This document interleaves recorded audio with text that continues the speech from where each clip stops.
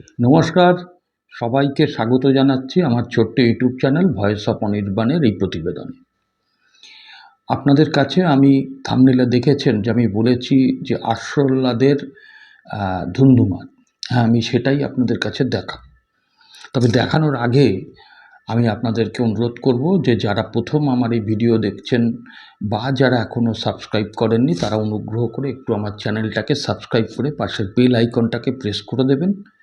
আপনাদের মতামত আপনারা কমেন্ট সেকশানে লিখবেন। এবং 3 হচ্ছে যে আপনারা এই ভিডিওটা যদি আন্তরিকভাবে এনাদের পাশে কেউ থাকতে চান তাহলে অন্তত এই ভিডিওটা আরও মানুষকে জানাবার জন্য আপনারা বেশি বেশি করে একটু শেয়ার করে দেবেন, কারণ আপনারাই আমার মাধ্যম। আমি আজকে আপনাদের কাছে আশরোল্লাদের একটা ঘটনা তুলে দেব। আর এই আশরোল্লাদের যারা সবথেকে বেশি ভয় পান সেই মহিলারাই কিন্তু সেদিনকে ধুন্ধুমারটা ঘটিয়েছেন বারাসাতের ডিএমের অফিসে। এখন আশরোল্লা আর মহিলা কেন বললাম? আমি মহিলাদের কিন্তু কোনো রকম খাটো না করে বলছি, কারণ আশরোল্লারাই এখন দেশ কাঁপাচ্ছে। শিক্ষার হাল ফেরাতে প্রশ্নপত্র যে লিক হচ্ছে বারবার, তার প্রতিবাদে আপনারা জানেন যে সে অনশন আন্দোলন, মানে গোটা দেশের সমস্ত মানুষ, সর্বস্তরের মানুষ তাদের পাশে দাঁড়িয়েছেন। আমি সেই অর্থে, যেহেতু ওটা আশরোল্লারা এখন লড়াই, আন্দোলন, প্রতিবাদের একটা প্রতীক, সেই হিসাবে আমি এই মহিলাদের কথাই তুলে ধরবো। কারণ সেদিনকে বারাসাতের ডিএম অফিসের সামনে তাদের দাবি দেওয়াগুলোকে নিয়ে আইসিডিএসের উত্তর 24 পরগনার যে ইউনিট কর্মচারীদের, সেই সমস্ত মহিলারা, কয়েক হাজার মহিলা সেদিনকে এসেছিলেন। ভিড়টা লক্ষণীয়, রাস্তা চারিদিকে অবরুদ্ধ। তো সেখানে তারা অবস্থান করছিলেন। তাদের পক্ষ থেকে একটা প্রতিনিধি দল ডিএমের সঙ্গে দেখা করতে যায়। ডিএম কিন্তু আগে অ্যাপয়েন্টমেন্ট করে রেখেছিল, কিন্তু ডিএম সেদিনকে না থেকে ডেপুটেশন দেবে কার কাছে যখন মেয়েরা বুঝতে পারছে না, তখন সেই মহিলারা লাইন, মানে একদম সুশৃঙ্খলভাবে মিছিল করে এসে সভাস্থল থেকে ডিএম অফিস পুরো বন্ধ করে দেয়। আজকে ডিএমকে আমরা বেরোতে দেবো না। এবং তারপরে তাদের চাপের কাছে নথি স্বীকার করে শেষ পর্যন্ত তাদের ডেকে ডেপুটেশনটা নেওয়া হয়। আমি কুর্নিশ জানাই মহিলাদের।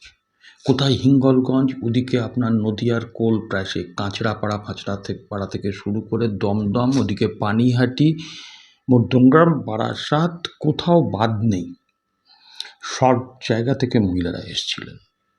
আজকে তাদের কি কি দাবি সেটা প্রথমে শুনবেন, তারপরে তাদের দাবিগুলো নিয়ে যখন ডেপুটেশন দিতে যাওয়া হয়, ডিএম না থাকায় তারা যে ডেপুটেশনটা ওই দিতে গিয়ে যে মানে ডিএমের দপ্তরটা পুরো অবরুদ্ধ করে দেয়, তারা বলেওছে, জানিয়েছে, সেটা শোনাবো।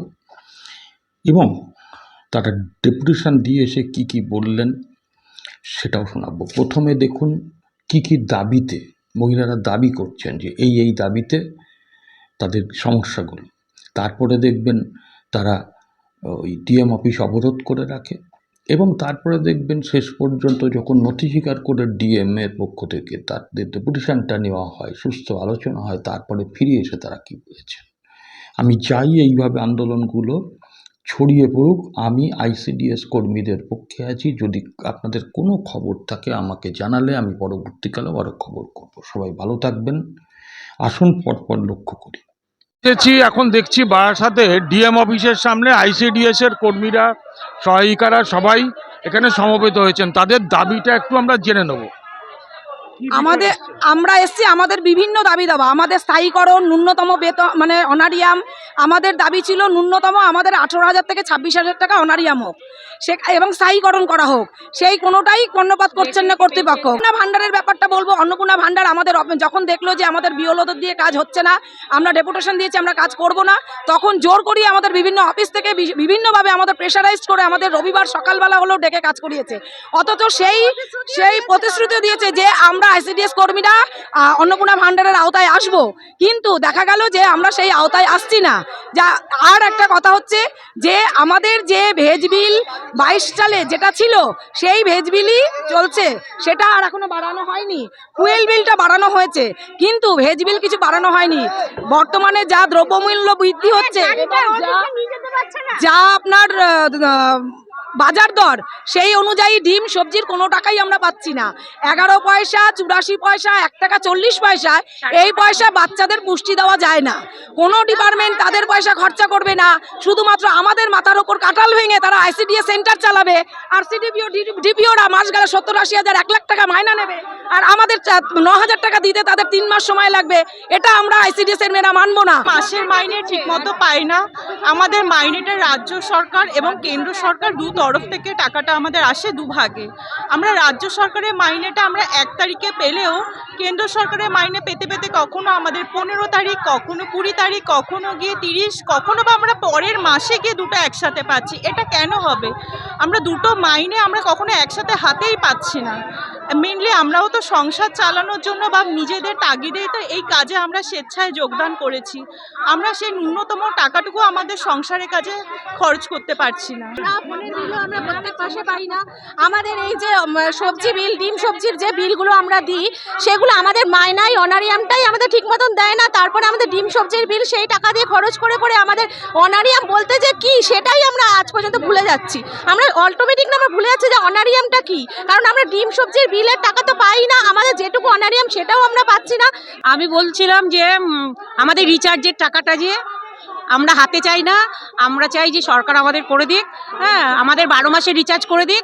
হ্যাঁ, তাতে আমরা প্রশাসনের কাজটা করতে পারবো। এইভাবে 166 টাকা দিয়ে রিচার্জ এখন কখনোই সম্ভব না। সাথে প্রতারণা করা হচ্ছে কেন? ডিএম সাহেব জবাব দাও। প্রতারণা করা হলো কেন? ডিএম সাহেব জবাব দাও।